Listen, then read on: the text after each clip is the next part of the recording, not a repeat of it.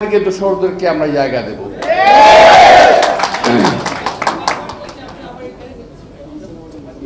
আওয়ামী লীগের দোসরদের আমরা জায়গা দেব না এই কারণে, আওয়ামী লীগ মানে আওয়ামী লীগ, এরা ভালো না।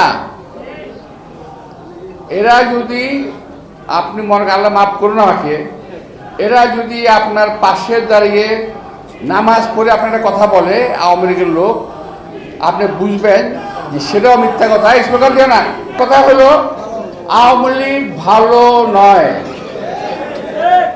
যে কোনোভাবেই হোক। আমি আগে বলতাম, এখনো বলি যে কোনো ভদ্রলোক আওয়ামী লীগ করে না।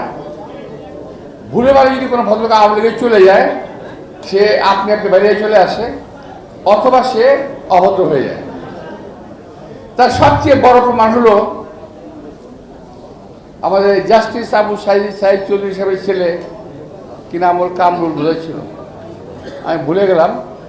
সে কিন্তু আওয়ামী লীগ ঘরানার লোক হয়েও আওয়ামী লীগ করতে পারে নাই এবং করে নাই। পররাষ্ট্র আমাদের উপপররাষ্ট্রমন্ত্রী ছিল আওয়ামী লীগের সময়, হ্যাঁ আবুল হাসান, ও কিন্তু করতে পারে নাই। আমি জিজ্ঞেস করছিলাম, দেখা হয়েছিল কদিন আগে, কি ভাই আপনার কি অবস্থা, আপনি এটা করেন না?